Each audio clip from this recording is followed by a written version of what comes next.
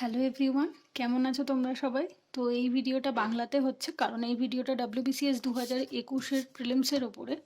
তো এই ভিডিওটা শুধুমাত্র তাদের জন্যই অ্যাপ্লিকেবল হবে যারা একদম বিগিনার্স, মানে সবেমাত্র প্রিপারেশন স্টার্ট করেছে এবং বা হয়তো স্টার্ট করবে বলে ভাবছে, এখন অবধি স্টার্ট করেনি, সেরকম যারা রয়েছে এটা শুধুমাত্র তাদের জন্যই। যারা 2020-তে মেন্স দেবে, আমার কিছু স্টুডেন্ট মেন্স দেবে 2020-তে, তারা রিকোয়েস্ট করেছে যে তাদের WBCS মেন্স 2020 এবং WBCS 2021-এর প্রিলিমসের একটা ইন্টিগ্রেটেড ভিডিও দেওয়ার জন্য। আমি অবশ্যই সেটা দেবো, তবে এই ভিডিওটা শুধুমাত্র বিগিনার্সদের, যারা সবেমাত্র প্রিপারেশন স্টার্ট করেছে এবং শুধুমাত্র 2021-এ প্রথমবারের জন্য তারা প্রিলিমস দিতে যাচ্ছে, হয়তো তাদের প্রিপারেশন এখন অবধি কিছু নেই। ঠিক আছে, যারা একটা স্ট্র্যাটেজি ফলো করছো তারা প্লিজ চেঞ্জ করবে না স্ট্র্যাটেজি। এটা শুধুমাত্র তাদের জন্য যারা এখন অবধি কোনো কিছু স্টার্টই করেনি বা নিজেদের জন্য কোনো স্ট্র্যাটেজি বানাতেও পারেনি বা হয়তো বানাতে পারছে না। অনেকেই থাকে যারা স্ট্র্যাটেজাইজ করতে ঠিকঠাক পারে না, এটা শুধুমাত্র তাদের জন্য। তো এখানে লিখে দিয়েছি। বেসিক্যালি এখন অবধি নোটিফিকেশান বেরোয়নি, কবে বেরোবে সেটা আমরা কেউ শিওর জানি না। পিএসসি এখন অবধি আমাদের কিছু জানায়নি, তবে মোটামুটি সবার মুখে যেটুকু শোনা যাচ্ছে যে ডিসেম্বর মাসের লাস্টের দিকে হয়তো নোটিফিকেশানটা বেরোতে পারে, তবে সেটা টেন্টেটিভ, কোনো রকম শিওরিটি নেই তার। ঠিক আছে, এবার যদি বেসিক্যালি প্রত্যেক বছর নভেম্বর মাসে বেরোয়, নভেম্বরে বেরোলে এক্সামটা জানুয়ারির লাস্টে বা ফেব্রুয়ারির শুরুতেই হয়ে থাকে বরাবরই, হয় জানুয়ারির লাস্ট সানডে অথবা ফেব্রুয়ারির ফার্স্ট সানডে বা সেকেন্ড সানডে, এরকমটাই হয়ে থাকে। তো যদি ডিসেম্বরের লাস্টে নোটিফিকেশান বেরোয়, যদি মিনিমাম আমরা 3 মাসেরও গ্যাপ রাখি, তাহলেও এক্সামটা মার্চ মাসের আগে হবে বলে মনে হচ্ছে না। মার্চ মাসের ফার্স্ট উইক বা সেকেন্ড উইক বা হয়তো পুরো মার্চ মাসটাও পেতে পারো। হয়তো WBCS মেন্স 2020-র আগে হয়তো হতে পারে, তবে এটা আমি শিওর নই কবে হবে। তবে আমার যেটা ফার্স্টে মনে হচ্ছিল যে হয়তো ইলেকশনের পরে হতে পারে, মানে জুলাই মাসে হয়তো হতে পারে, বিকজ WBCS মেন্স 2020 হয়েছে 24শে এপ্রিল থেকে স্টার্ট হচ্ছে, তারপর মে জুন মাস তো ভোটের জন্য চলে যাবে, ইলেকশনের জন্য। তো আমার মনে হচ্ছিল হয়তো জুলাই মাসে হতে পারে। তো সেই হিসেবে আমি জুলাই মাসের একটা শিডিউল বানিয়েছিলাম, এর আগের দিন আমি বানিয়েছিলাম, এই একটা শিডিউল বানানো আছে, 16 তারিখে আমি বানিয়েছিলাম। তো ওখানে আমি ভেবেছিলাম মেবি হয়তো জুলাই মাসে হতে পারে, বাট তারপরেই দুদিন বাদে আমি জানতে পারলাম যে একটা সোর্স থেকে, টেলিগ্রামের একটা সোর্স থেকে জানতে পারলাম যে ডিসেম্বর মাসে হয়তো নোটিফিকেশানটা বেরোতে পারে, সম্ভাবনা রয়েছে। তো সেই হিসেবে 3 মাসের গ্যাপ দিয়ে ভাবলাম যে মিনিমাম মার্চ মাস তো হবেই। যদি তারপরে এক্সাম পেছায়, আমি এটা আবার লিখেও দিয়েছি পেছনে, যদি এক্সাম পিছিয়ে যায় অবশ্যই তোমরা কি করবে, তোমরা রিভিশনটা চালাবে এবং হচ্ছে নতুন যে টপিকগুলো তোমরা এই সময় পড়ছো না সেই টপিকগুলোকে পড়ে নেবে যদি পিছিয়ে যায়। আর যদি একান্তই মার্চ মাসে হয় তাহলে যে শিডিউলটা আমি দিয়েছি এই শিডিউলটা ফলো করলেই হবে। তো প্রথমেই বলে রাখি, if you are beginner, target for CND। তো দেখো, ইউপিএসসিতে যেরকম তুমি অপশনাল ছাড়া বসতেই পারবে না মেন্সে, এখানে কিন্তু ব্যাপারটা সেরকম নয়। এখানে তুমি যদি একদম বিগিনার হও, আমি তাহলে রেকমেন্ড করব প্রথম বছরটা অ্যাটলিস্ট CRD এর জন্য টার্গেট করা উচিত। কারণটা আমি বলে দিচ্ছি, যদি তোমার হাতে সময় কম থাকে, যদি তুমি 2 বছরের বা 1 বছরের প্রিপারেশান নিয়ে বসো, তাহলে কোনো অসুবিধা নেই, তুমি অবশ্যই অপশনাল পেপার রেডি করে তারপরে প্রিলিমস পড়বে। কিন্তু এই মুহূর্তে যদি কেউ প্রিপারেশান স্টার্ট করে আর প্রিলিমস যদি মার্চ মাসে হয়, তাহলে এটা সম্ভব নয় যে কেউ 4 মাসের মধ্যে প্রিলিমস এবং মেন্স দুটোর অপশনাল সহ পড়াটার প্রিপারেশনটা নিতে পারবে। তো আলটিমেটলি কি হবে, তোমার না এদিক হবে না ওদিক হবে, দুটোই কোনোটাই হবে না। তো আমার মনে হয় এটাই বুদ্ধিমানের কাজ হবে। যখন তুমি মেন্সটা দিতে পারছো, CRD এর জন্য অ্যাটলিস্ট দিতে পারছো, তো তখন আমার মনে হয় প্রথম বছরের জন্য অ্যাটলিস্ট অপশনাল ছাড়া প্রিপারেশন নেওয়াটাই বুদ্ধিমানের কাজ হবে, যেহেতু তোমার হাতে সময় কম। আর যদি তুমি স্টার্ট করে থাকো, well and good, please continue করো। আর যদি স্টার্ট না করে থাকো, এই রুটিনটা শুধুমাত্র বিগিনার্সদের জন্য, যারা এখন অবধি স্টার্টই করেনি। আর হচ্ছে লিখে দিয়েছি, if you have not started your any preparation, কোনো প্রিপারেশান যদি শুরু না করে থাকো তবেই। আর তাহলে আমি রেকমেন্ড করবো CRD এর জন্য প্রিপারেশান নাও, কারণ আমি যে রুটিনটা 4 মাসের এখানে দিয়েছি সেটাও CRD এর কথা মাথায় রেখেই দিয়েছি। আমি এখানে কোনো অপশনাল পেপার বা মেন্সের ইংলিশ বেঙ্গলি ডেসক্রিপটিভ পেপারও ইনক্লুড করিনি, বিকজ এই 4 মাসে এতগুলো GS পেপার রেডি করে কখনোই ইংলিশ বেঙ্গলি ডেসক্রিপটিভ পেপার এবং হচ্ছে অপশনাল পেপার রেডি করা সম্ভব হয় না, এটা কখনোই বিগিনার্সদের পক্ষে সম্ভব নয়। তো ঠিক যতটুকু সম্ভব অ্যাটলিস্ট মেন্সের প্রত্যেকটা GS-এর পেপার তোমার রেডি হওয়া সম্ভব, যেটা তোমাকে প্রিলিমসেও হেল্প করবে, কারণ সিলেবাসটা অলমোস্ট সেমই থাকে। তো সেই হিসাবে আমি রুটিনটা বানিয়েছি। তো এখানে আমি উইকলি টার্গেট হিসাবে দিয়েছি, এটা উইক রয়েছে, এটা ডেট রয়েছে, আর হচ্ছে ডে টার্গেট এবং হচ্ছে অ্যাচিভড। তুমি যে সপ্তাহে পুরোটা কমপ্লিট করবে, করার পর তুমি কত পার্সেন্টে অ্যাচিভ করেছো সেটা এখানে লিখে দেবে। ঠিক আছে, তো ফার্স্ট উইকে দেখো 23rd থেকে 29th নভেম্বর। কারণটা দেখো, 23rd থেকে আমি কেন দিয়েছি, আজকে আমি 19 তারিখে ভিডিওটা দেবো। 20, 21, 22 তুমি 3 দিন সময় নেবে সিলেবাসটা বোঝার জন্য, বুক লিস্টটা স্ট্র্যাটেজাইজ করার জন্য, তোমার কোনটা বুক লিস্ট তোমার ভালো লাগবে। যে বুকটা আমি পড়ি সেটা যে সবাই পড়বে এরকমটা হয় না, যে যার মতো করে বুক লিস্ট বানায়, স্ট্র্যাটেজি বানায়। তো তুমি কি করবে, সিলেবাস দেখবে, বুক লিস্ট দেখবে, স্ট্র্যাটেজি নিজেরটা নিজের মতো বানাবে। আমি জাস্ট যেটা দিয়েছি এটা থেকে একটা আইডিয়া নেবে, হ্যাঁ। নিজে কখনো কারোর স্ট্র্যাটেজি কখনো ব্লাইন্ডলি ফলো করবে না, কারণ আমি আমার স্ট্রেংথ, আমার উইকনেস মাথায় রেখে আমি স্ট্র্যাটেজি বানিয়েছি, সেটা তোমার কাছে নাও হতে পারে। তো আমি রেকমেন্ড করব নিজেরটা নিজেই বানিও, শুধুমাত্র একটু আইডিয়া নিও। আর হচ্ছে এই 3 দিনের মধ্যে আর কি করবে, তোমাকে এই 3 দিনের মধ্যে কিছু টপার্স ভিডিও দেখতে হবে, যেটা তুমি চ্যানেলে ইউটিউবে প্রচুর টপাররা, এখন আগে খুব একটা ছিল না, এখন প্রচুর টপাররা, স্যার ম্যাডামরা প্রচুর ভিডিও দেন। গার্গী ম্যাম আছেন, অভিরূপ স্যার আছেন, সপ্তর্ষি স্যার আছেন, এরকম প্রচুর স্যার ম্যাডামরা আছেন যারা WBCS এর স্ট্র্যাটেজি এবং বুক লিস্টের ভিডিও দেন। তো তোমরা তাদের ভিডিওগুলো দেখে তারা কিভাবে স্ট্র্যাটেজাইজ করে পাস করেছে সেটা একটু দেখে 3 দিনের মধ্যে নিজের জন্য একটা স্ট্র্যাটেজি ভালো করে বানিয়ে নেবে। নিয়ে 23 নভেম্বর থেকে স্টার্ট করবে। আর মোটামুটি আমি যে রুটিনটা দিয়েছি এটা 2nd উইক অফ মার্চ অবধি দিয়েছি। তো যদি এরপরে এক্সামটা এক্সটেন্ড হয়ে যায়, তোমরা নিজেদের মতো করে বাকিটা সাজিয়ে নেবে, সেটাও আমি বলে দিয়েছি। যদি এক্সটেন্ড হয়ে যায় কী হবে সেটা আমি লাস্টে বলে দেবো। তো যেটা ফার্স্ট উইকে তোমাদের পড়তে হবে 23 তারিখ থেকে 29 তারিখের মধ্যে হিস্ট্রির পুনাম দালাল ধাইয়ার যে বইটি, অ্যানশিয়েন্ট যে পার্টটা, প্রথম 8খানা চ্যাপ্টার হচ্ছে অ্যানশিয়েন্টের। তো ওই প্রথম 8টা চ্যাপ্টার তোমাদের এই 7 দিনে পড়তে হবে। খুব বেশি দেইনি আমি, পুরো গোটা বইটা দেইনি, এটা সম্ভব নয়। তো প্রথমবার যেহেতু পড়ছো সেহেতু 7 দিনের মধ্যে এই চ্যাপ্টারগুলো যদি তুমি ডেলি 5 ঘন্টা করে দাও, আমি রুটিনও বলে দিয়েছি কতক্ষণ করে দিতে হবে, সেটাও আমি বলে দিয়েছি, করে দাও, অ্যানশিয়েন্ট পার্টটা কমপ্লিট হয়ে যাবে।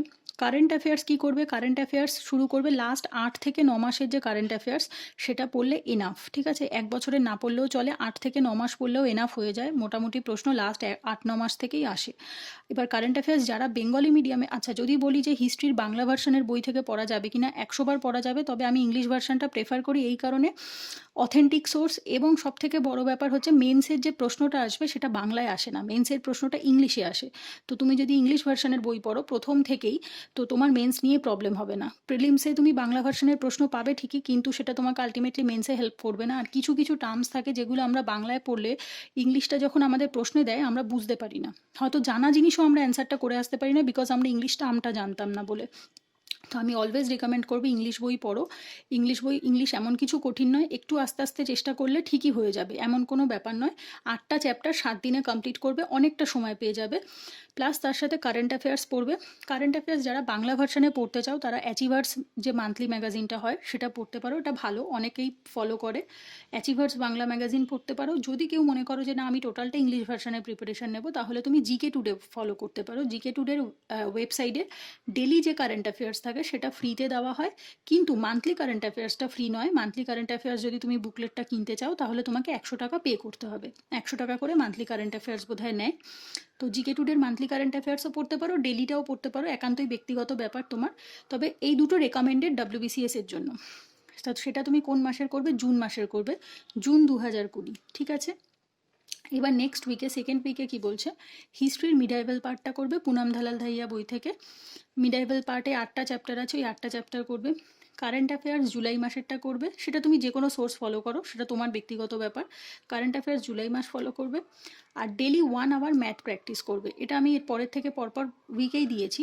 সবসময় মাথায় রাখবে, তুমি যে যতই ডেসক্রিপটিভের সাবজেক্টগুলো পড়ো না কেন, হিস্ট্রি, জিওগ্রাফি এগুলো পড়ো না কেন, কারেন্ট অ্যাফেয়ার্স পড়ো না কেন, ম্যাথ, রিজনিং এবং ইংলিশ এই তিনটেকে প্রত্যেক দিন 1 ঘন্টা করে সময় দিতেই হবে। অল্টারনেটিভলি দাও, এমন না যে তোমাকে আমি প্রত্যেক দিনই 1 ঘন্টা করে 3টে সাবজেক্ট দিতে বলছি। ধরো একদিন ম্যাথ দিলে, একদিন ইংলিশ দিলে, এইভাবে করে ম্যাথ এই সপ্তাহটা তুমি 1 ঘন্টা করে ম্যাথ প্র্যাকটিস করবে। থার্ড উইকে কি বলছে, 7th থেকে 13th নভেম্বরে মডার্ন হিস্ট্রি স্পেকট্রাম 1 সেকেন্ড, মানে হচ্ছে হাফ বইটা তুমি কমপ্লিট করবে স্পেকট্রামের modern history. Current affairs August মাসেরটা করবে, প্লাস ডেলি 1 আওয়ার রিজনিং করবে। 4th উইকে 14 থেকে 20 ডিসেম্বর মডার্ন হিস্ট্রি স্পেকট্রামস হাফ আগে কমপ্লিট হয়ে গেছিলো, সেকেন্ড হাফ যে রয়েছে সেই সেকেন্ড হাফ কমপ্লিট করবে। প্লাস কারেন্ট অ্যাফেয়ার্স, বিকজ তোমাদের মডার্ন হিস্ট্রির মধ্যে আইএনএম যে পার্টটা থাকে, ইন্ডিয়ান ন্যাশনাল মুভমেন্ট, সেটাও কমপ্লিট হয়ে যাচ্ছে।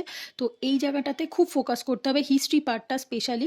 দেখো হিস্ট্রির জন্য আমি 4টে সপ্তাহ নিয়েছি, ঠিক এই কারণে বিকজ হিস্ট্রিটা ডাব্লিউবিসিএসে খুব ইম্পর্টেন্ট। হিস্ট্রিতে প্রিলিমসে 50টা প্রশ্ন এবং মেন্সে তোমার 100টা প্রশ্ন, এখান থেকে তোমার 150টা প্রশ্ন তুমি পাচ্ছ। এবং হিস্ট্রি যদি ঠিকঠাক স্ট্রং থাকে না, যার জন্য ডাব্লিউবিসিএসে বহু ছেলে মেয়ে অপশনাল পেপারটা হিস্ট্রি রাখে, ঠিক এই কারণে, কারণ হিস্ট্রি যদি তোমার স্ট্রং থাকে তুমি ইজিলি নাম্বারটা অনেকটা ভালো তুলতে পারবে। তো মডার্ন হিস্ট্রির জন্য তোমাকে 2 সপ্তাহ রাখতে হবে এবং অ্যানশিয়েন্ট মিডাইভেলের জন্য দুটো সপ্তাহ, টোটাল 4টে সপ্তাহে তোমাকে এই 50 নাম্বার রেডি করে ফেলতে হবে। এছাড়া কারেন্ট অ্যাফেয়ার্স সেপ্টেম্বর মাসেরটা করবে, আর ডেলি 1 আওয়ার ইংলিশ অবজেক্টিভ করবে। আমি ডেসক্রিপটিভ বলিনি, অবজেক্টিভ, ঠিক আছে? এটা মাথায় রেখো, আমি এখানে লিখে দিচ্ছি অবজেক্টিভ, কারণ হচ্ছে প্রিলিমসে অবজেক্টিভ প্রশ্ন আসে। আচ্ছা, 5th উইকে কী করবে? 21 থেকে 27 পলিটি লক্ষ্মীকান্ত সিলেক্টিভলি পড়বে। হ্যাঁ, সিলেক্টিভলি। এই বইগুলো যেরকম পুরো পড়ার প্রয়োজন হয়, লক্ষ্মীকান্ত কিন্তু প্রিলিমসের জন্য মোটেই পুরো পড়ার প্রয়োজন হয় না, ইভেন মেন্সের জন্যও পুরো পড়ার প্রয়োজন হয় না। লক্ষ্মীকান্তের 76টা চ্যাপ্টার, বোধহয় এখন আরও বেড়ে গেছে, যারা 6th এডিশন পড়ছো তাদের বোধহয় 80টা চ্যাপ্টার। তো 80টা চ্যাপ্টার কখনোই প্রশ্ন আসে না, 80টা চ্যাপ্টার থেকে কিছু 50% তোমাকে সিলেক্টিভলি পড়তে হবে। Plus current affairs October 2020 daily 1 hour পড়তে হবে। তো আমি বইটা নিয়ে বসেছি লক্ষ্মীকান্ত, আমি অবশ্যই ভিডিওটা টোটাল কমপ্লিট হয়ে গেলে লাস্টে আমি বলে দেবো লক্ষ্মীকান্তের কোন কোন চ্যাপ্টার ইম্পর্টেন্ট তোমাদের ডাব্লিউবিসিএস এর পয়েন্ট অফ ভিউ থেকে। প্লাস কারেন্ট অ্যাফেয়ার্স অক্টোবর পড়বে, ডেলি 1 আওয়ার ম্যাথ প্র্যাকটিস করবে। এরপর আসছি 6th উইকে, 28 থেকে 3rd জানুয়ারি পলিটি লক্ষ্মীকান্ত হাফ যে 50%, এখানে যে 50-50 লিখেছি না, তার মানে এই নয় গোটা বইয়ের 50%। হ্যাঁ, সিলেক্টিভ যে চ্যাপ্টার তার 50% এই দিনকে এই সপ্তাহে করবে, এই সিলেক্টিভের যে 50% তারটা এই সপ্তাহে করবে। কারেন্ট অ্যাফেয়ার্স নভেম্বর করবে, ডেলি 1 আওয়ার রিজনিং করবে। তো ওলট পালট করে রিজনিং, ম্যাথ, ইংলিশ এটা ডেলি 1 আওয়ার করে তোমাকে দিতেই হবে। এরপর আসছে 7th উইকে 4th থেকে 10th জানুয়ারি ইকোনমি। আমি বেসিক্যালি শ্রীরামের বইটা ফলো করি, যেহেতু আমি ইউপিএসসি প্রিপারেশন নেই, তবে ডাব্লিউবিসিএস এর জন্য নিতিন সিংহানিয়া স্যারের বইটাও খুব ভালো, ভীষণই ভালো। তো তোমরা যে কোনো একটা ফলো করতে পারো, যদি এখন অবধি কেউ না কিনে থাকো, আর যার কাছে যেটা আছে সে অবশ্যই সেটা ফলো করতে পারো। বই খুব একটা ম্যাটার করে না, কারণ রাইটার বদলে গেলে ইকোনমি বদলে যায় না, রাইটার বদলে গেলে পলিটিও বদলে যায় না। তো আমরা নিজেদের স্বাচ্ছন্দ্য অনুসারে আমরা সেই বইটি ফলো করি যেটার ল্যাঙ্গুয়েজ পড়তে আমাদের সুবিধা হয়। তো তোমরা তোমাদের সুবিধা মতো যে কোনো একটি বই চুজ করে নেবে। চ্যাপ্টার সমস্ত বইয়ে সেমই থাকে, কন্টেন্টও সেম থাকে, শুধু ওয়ে অফ রাইটিংটা একটু ডিফারেন্ট হয়। তো যে বইটাই পড়ো না কেন তার হাফ কমপ্লিট করবে, শ্রীরাম পড়ো বা নিতিন সিংহানিয়া স্যারের বই পড়ো, তো ফার্স্ট যেটা হাফ রয়েছে সেই হাফটা কমপ্লিট করবে। পুরো বই বলছি না, আমি হাফ বই বলছি। Current affairs revision of June July 2020, তুমি কি করবে? জুন জুলাই এই অবধি তুমি কি করেছিলে? জুন থেকে নভেম্বর অবধি এসছিলে, এবার তুমি আবার ঘুরে জুনে যাবে, যেটা তোমাকে রিভাইজ করতে হবে। জুন জুলাই তুমি এই সপ্তাহে রিভাইজ করবে, বিকজ সেই সময় তুমি পড়ে রেখেছো, 1 মাস হয়ে গেছে, ভুলে যাওয়ার সম্ভাবনা আসতে পারে। তো তোমাকে কি করতে হবে? এই 2 মাসের কারেন্ট অ্যাফেয়ার্স তোমাকে সেকেন্ড টাইম যেহেতু রিভাইজ করছো, তো 2 মাসেরটা একসাথে করতে হবে, রিভিশন দিতে হবে। এরপর 8 নম্বর সপ্তাহে কি করবে? 11th থেকে 17th অফ জানুয়ারি ইকোনমি হচ্ছে তোমার হাফ করবে, হাফ তুমি আগে করে রেখেছো, আর এই হাফটা করবে, সেকেন্ড হাফ করবে। কারেন্ট অ্যাফেয়ার্স অগাস্ট সেপ্টেম্বর 2020টা রিভিশন দেবে, এটাও রিভিশন আসছে অগাস্ট সেপ্টেম্বর দুটো একসাথে। এরপর আসছি 9th উইকে কী করছো? 18 থেকে 24th January geography of India. তো জিওগ্রাফি অফ ইন্ডিয়ার জন্য এক একজন এক একটা বই ফলো করে, কেউ পেরিয়ারের বই ফলো করে, কেউ কেসি মণ্ডলের বই ফলো করে, কেউ এনসিআরটি করে। তো তোমার যেটা ব্যক্তিগত ব্যাপার তুমি করতে পারো। আমি পার্সোনালি এনসিআরটি করি, এবং আমার যেহেতু জিওগ্রাফি অপশনাল, সেহেতু আমার অপশনাল নিয়ে অসুবিধা হয় না জিওগ্রাফি নিয়ে। কিন্তু আমি নিজেও পার্সোনালি কেসি মণ্ডল পড়েছি, বাংলা ভার্সানের বই, এটা ইংলিশ ভার্সান নয়। তো যদি কারোর মনে হয় সেই ইংলিশ ভার্সানের বই পড়তে চাও জিওগ্রাফির জন্য, অবশ্যই এনসিআরটি পড়তে পারো। আর পেরিয়ারের বইটি শুনেছি ভালো, তবে আমার খুব একটা আইডিয়া নেই, বইটি আমি কখনো দেখিনি বা পড়িও নি, তবে অনেকে বলেছে পেরিয়ারের জিওগ্রাফি বইটি ভালো। তো যে কোনো একটা তুমি যেটা পছন্দ করো তুমি সেটা পড়তে পারো, বাট অবশ্যই আমি রেকমেন্ড করবো প্লিজ মাজিদ হোসেন পড়ো না। এই কারণে, মাজিদ হোসেন বইটি কিন্তু অপশনালের জন্য লেখা, ইউপিএসসির অপশনালের জন্য মাজিদ হোসেনের বইটি লেখা। তো ওটা ডাব্লিউবিসিএসে যদি তুমি পড়ো, আমি বইটা একজনকে পড়তে দেখেছি, তো সেখান থেকে আমি বলছি বইটি তোমার ডাব্লিউবিসিএস এর প্রিলিমস পয়েন্ট অফ ভিউ থেকে তোমাকে খুব একটা হেল্প করবে না। এই কারণেই তোমাকে পড়তে হবে 100%, প্রশ্ন আসবে 20%। তো তার জন্য অতটা খাটার কোনো প্রয়োজন হয় না, আউটপুট ইনপুট রেশিও দেখে বই সিলেক্ট করবে। অতিরিক্ত পড়লাম অথচ প্রশ্ন কম আসলো, সেটা না পড়া বোধহয় বুদ্ধিমানের কাজ। এবং কারেন্ট অ্যাফেয়ার্স অক্টোবর নভেম্বর এই 2 মাসেরটা তোমাকে রিভিশন দিতে হবে। আচ্ছা, অক্টোবর নভেম্বর 2 মাসেরটা রিভিশন দিতে হবে। আর হচ্ছে কি করতে হবে, এবার আসছে 10th উইক। 10th উইক হচ্ছে জানুয়ারির লাস্ট উইক, 25 থেকে, আচ্ছা 25 থেকে 31 অবধি জিওগ্রাফি অফ ওয়েস্ট বেঙ্গল। তুমি এই সপ্তাহে কী করলে, ইন্ডিয়ার জিওগ্রাফি কমপ্লিট করলে। এই সপ্তাহে কী করবে, ওয়েস্ট বেঙ্গল জিওগ্রাফিটা কমপ্লিট করবে। যদিও এটা খুবই ছোট টপিক, তাও আমি 1 সপ্তাহ সময় দিয়েছি। কারণ বলছি, কারেন্ট অ্যাফেয়ার্স ডিসেম্বরটা করবে, নতুন করে যেহেতু করতে হবে ডিসেম্বরটা। আর হচ্ছে 2 থেকে 3টে মক পেপার দেবে প্রিলিমসের। এই কারণে আমি ওয়েস্ট বেঙ্গল জিওগ্রাফি অল্প ছোট টপিক হওয়া সত্ত্বেও এখানে আমি এই 1 সপ্তাহ দিয়েছি, এই কারণে যাতে তুমি 2-3টে মক দিতে পারো। তো যখন তুমি মক পেপার সলভ করবে, অটোমেটিকভাবে মকে তোমার ভুল হবে। সেই ভুলটা তোমাকে শুধরাবার জন্য তোমাকে আবার পুরনো জিনিস ঘাঁটতে হবে, পুরনো নোট দেখতে হবে। তো দ্যাটস ওয়াই আমি ওয়েস্ট বেঙ্গল জিওগ্রাফির সাথে 2-3টে মক করতেও বলেছি এই সপ্তাহতে। ঠিক আছে,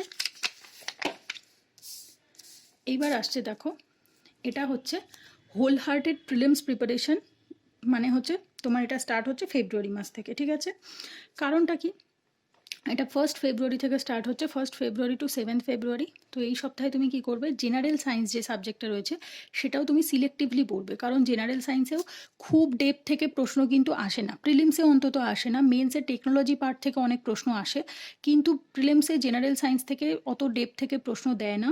তো যে প্রশ্নগুলো দেয় খুব সহজ প্রশ্ন থাকে, সেই প্রশ্নগুলো আমি একজন আর্টসের স্টুডেন্ট হয়ে জেনারেল সায়েন্স না পড়েও আমি অ্যান্সার করতে পারি। তো যদি কেউ সায়েন্সের স্টুডেন্ট হও, সে চাইলে স্কিপ করতে পারো এই পার্টটা। যদি কেউ আর্টসের স্টুডেন্ট হও, তো যদি মনে হয় যে না আমার সায়েন্সটা ভয় লাগে, কঠিন, সে সিলেক্টিভলি পড়ো। সে সিলেক্টিভলি কী করে বুঝবে যে কোনটা ইম্পর্টেন্ট, তার জন্য তোমাকে কি করতে হবে, প্রিভিয়াস ইয়ার কোশ্চেন দেখতে হবে। কোন বই থেকে, ডাব্লিউবিসিএস স্ক্যানার থেকে। ডাব্লিউবিসিএস স্ক্যানারে লাস্ট 20-25 বছরের প্রিলিমসের প্রশ্ন রয়েছে, মেন্সেরও প্রায় 5-7 বছরের প্রশ্ন রয়েছে। তুমি যত জেনারেল সায়েন্স থেকে যত প্রশ্ন এসছে, কোন জায়গার থেকে পিএসসি প্রশ্ন করে সেটা বুঝতে হবে তোমাকে। তাহলে তুমি সেই চ্যাপ্টারগুলোকেই আগে পড়বে। তো আমি অবশ্যই রেকমেন্ড করবো আগে প্রিভিয়াস ইয়ার দেখো, দেখে তুমি হচ্ছে বই থেকে সিলেক্টিভলি যে চ্যাপ্টার থেকে প্রশ্ন আসে ঠিক সেই চ্যাপ্টারগুলোর থেকে ইনপুট আউটপুট রেশিও বুঝে তারপরে পড়ো। কিন্তু আমি এই ক্ষেত্রে কোনো হেল্প করতে পারবো না, এই কারণেই আমি জেনারেল সায়েন্সটা খুব একটা ফোকাস করে কোনো দিনই পড়িনি। কারণ ইউপিএসসিতে জেনারেল সায়েন্সটা লাগে না, প্রশ্ন আসে না বলতে গেলে, যেটা আসে টোটাল কারেন্ট অ্যাফেয়ার্স থেকে আসে। তো এই ব্যাপারে আমি খুব একটা হেল্প করতে পারবো না। তো আমি রেকমেন্ড করবো প্রিলিমসের প্রিভিয়াস ইয়ার প্রশ্ন দেখো, মেন্সের প্রশ্ন দেখো, দেখে নিজের মতো করে যেটা মনে হবে ইম্পর্টেন্ট, বা যদি কেউ গাইড করতে পারে খুব ভালো হয়, তার থেকে জেনে তুমি জেনারেল সায়েন্স সাবজেক্টে এই সপ্তাহে পড়ে নাও। আর কারেন্ট অ্যাফেয়ার্স কী করবে, কারেন্ট অ্যাফেয়ার্স জানুয়ারি 2021 করবে, জানুয়ারি 2021-এরটা করবে, এবং 2 থেকে 3টে মক দেবে এই সপ্তাহে। এবার আসছে নেক্সট উইক, সেকেন্ড উইকে 8 থেকে 14 ফেব্রুয়ারি অ্যানশিয়েন্ট মিডাইভেল টোটাল পুনাম দালাল দাহিয়ার যে বইটি, সে বইটি রিভিশন দেবে, বিকজ এটা তোমার সেকেন্ড টাইম রিভাইজ হচ্ছে।